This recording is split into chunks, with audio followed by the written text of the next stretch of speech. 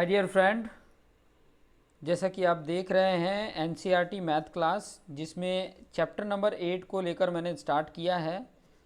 और chapter number 8 है trigonometry, introduction to trigonometry है, जिसका एग्जाम्पल नंबर 2 मैं आपको एक्सप्लेन कर रहा हूँ। ठीक है, अब एग्जाम्पल नंबर 2 का क्वेश्चन आप देख सकते हैं। क्या क्वेश्चन बोला है? If angle B and angle Q are acute angle such that sin b equal to sin q, then prove that angle b equal to angle q। तो प्रूव करके बताना है। अगर ऐसे कंडीशन दिए हैं, कंडीशन क्या दिया है? sin b equal to sin q दिया है।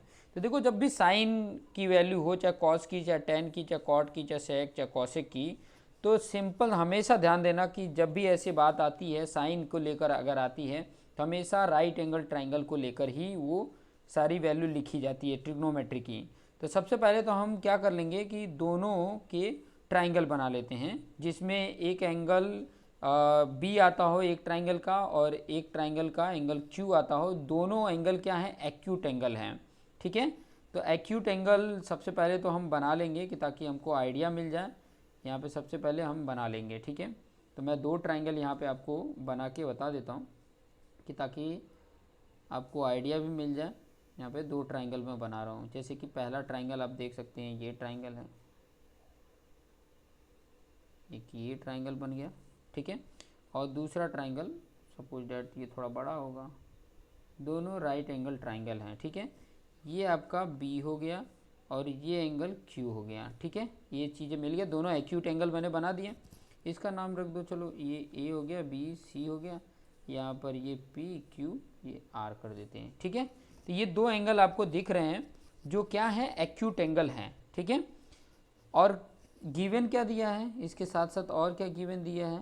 गिवन कंडीशंस दिया है sine B equal to sine Q. ठीक है, और ये 90 डिग्री है। ये चीज़ें ध्यान रखना, ट्रिग्नोमेट्री जब भी हम ये साइन दिया है इसलिए मैं 90 डिग्री ले रहा हूँ। ठीक है, 90 डिग्री होता है। अब साइन बी अगर लेते हो तो देखो, बी एंगल के अकॉर्डिंग ये ए सी आपका अपोजिट साइड हो जाएगा और बी सी एडजेसेंट हो जाएगा, और ए बी क्या होगा? हाइपोटेनियस होगा। उसी में अगर यहाँ पर देख सकते हैं कि अगर एंगल क्यू को लिया जाता है तो क्यू के सामने जो साइड होता है वो अपोजिट, और उसके साथ क्यू आर जो देख रहे हैं एडजेसेंट है, और पी क्यू जो सबसे बड़ा लेंथ होता है वो हाइपोटेनियस होता है। तो इसके अकॉर्डिंग मैं लिख सकता हूँ कि जो sine B equal to sine Q है, इसके अकॉर्डिंग मैं क्या लिख सकता हूँ? यहाँ पे फिगर में अगर आप देखेंगे तो साइन बी इक्वल टू क्या लिख सकता हूँ? ध्यान से समझना, क्या होता है साइन एंगल, साइन को अगर लेते हैं तो क्या होता है? अपोजिट अपन हाइपोटेनियस होता है। तो ये वाले पहले फिगर में देखोगे तो अपोजिट क्या है? ए सी है, और हाइपोटेनियस क्या है? ए बी है।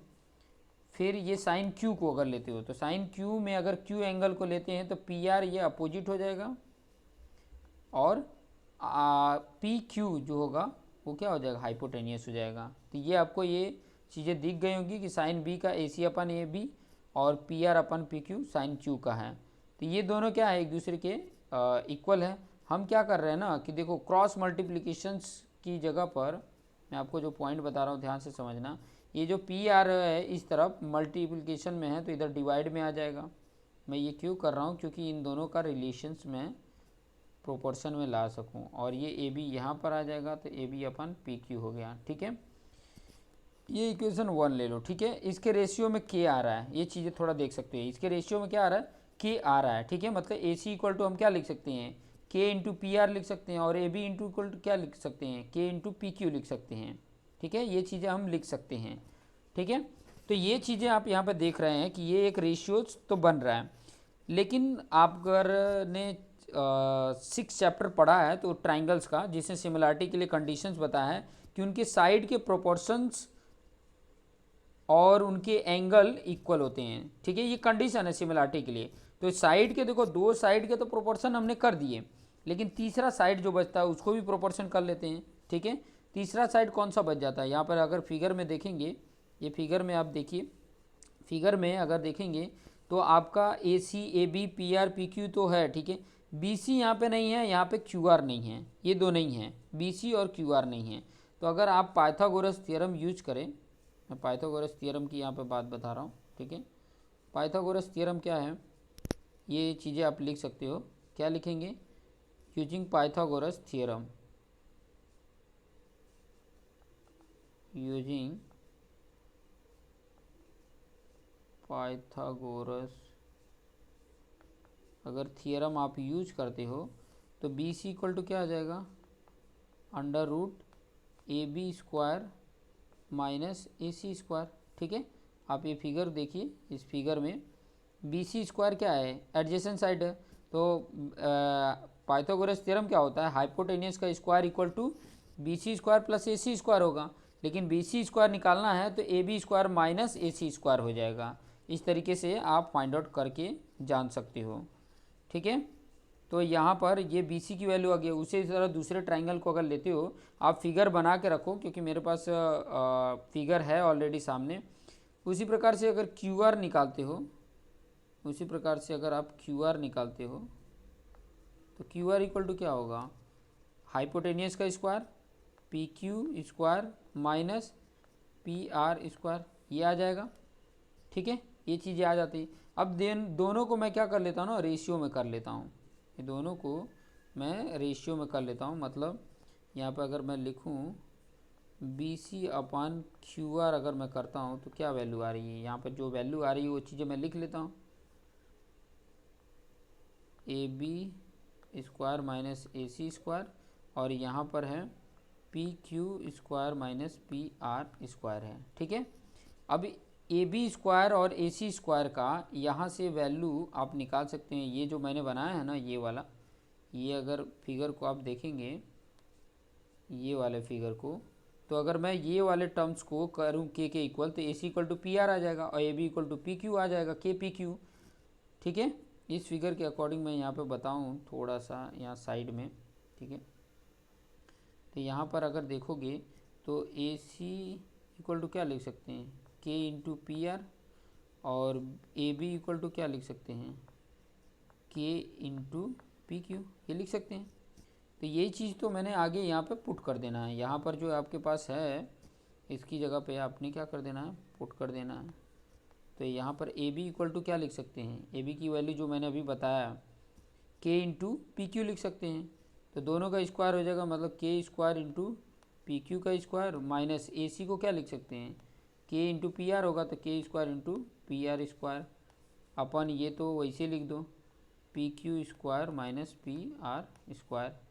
अब इसके बाद अगर आप देखोगे दोनों में ये ऊपर वाले में के स्क्वायर कॉमन है तो के बाहर आ जाएगा, और ऊपर क्या बच जाएगा, P Q square minus P R square, और नीचे अंडर रूट में क्या है, P Q square minus P R square. तो दोनों अंडर रूट में ऊपर नीचे हैं तो ये क्या हो जाएंगे, कट जाएंगे। कट जाएंगे तो बच क्या जाता है, के बच जाता है, और ये के किसके इक्वल है, B C upon Q R के, ये इसके इक्वल भी के है। और यहाँ पर आप देखेंगे ये जो मैंने आपको बनाया है ये वाला इक्वेशन 1, वो भी ए सी अपन पी आर और A B upon P Q भी के इक्वल है। तो यहाँ पर ये चीज़ें हम लास्ट में लिख सकते हैं। लास्ट में क्या लिख सकते हैं, ये पॉइंट लिख सकते हैं कि A C upon P R पहले था और A B upon P Q था, और अभी क्या आ जाएगा, B C upon Q R भी आ गया। ठीक है, इक्वेशन 1 और 2, ये मान लो अगर 2 है, ठीक है, तो फ्रॉम इक्वेशन 1 एंड 2 लिख सकते हो यहाँ पे, फ्रॉम इक्वेशन 1 एंड 2। ठीक है, फ्रॉम इक्वेशन 1 एंड 2 ये आ जाता है। तो जब ये आ जाता है तो इसमें आपका जो ट्राइंगल है वो क्या हो जाएगा, सिमिलर हो जाएगा। तो कौन कौन से ट्राइंगल सिमिलर हो रहे हैं उसी प्रकार से लिखना है, जैसे आपका बन रहा है उसी प्रकार से लिखना, A C B similar triangle P R Q. ठीक है, तो इस सिमिलैरिटी की कंडीशन ए एंगल पी के इक्वल हो जाता है, सी एंगल आर के इक्वल हो जाता है, और बी एंगल क्यू के इक्वल हो जाता है। ये जो बी एंगल हो क्यू के इक्वल हो जाता है, ए एंगल पी के और सी एंगल आर के इक्वल हो जाता है। तो इस सिमिलैरिटी के कंडीशन के अकॉर्डिंग ये यहाँ पे क्या हो गया, angle B equal to angle Q. तो ये आपका सॉल्व हो गया, यही प्रूफ करना था। तो ये प्रूफ हो गया, यहाँ पे लिख सकते हो हैंस प्रूव्ड। ये चीज़ें ऐसे कर सकते हैं। तो देखते रहिए, ऐसे ही कुछ और एग्जांपल्स मैं लेकर आऊँगा। देखते रहिए, अपने आप को बेस्ट बनाते रहिए। Thank you for watching this video.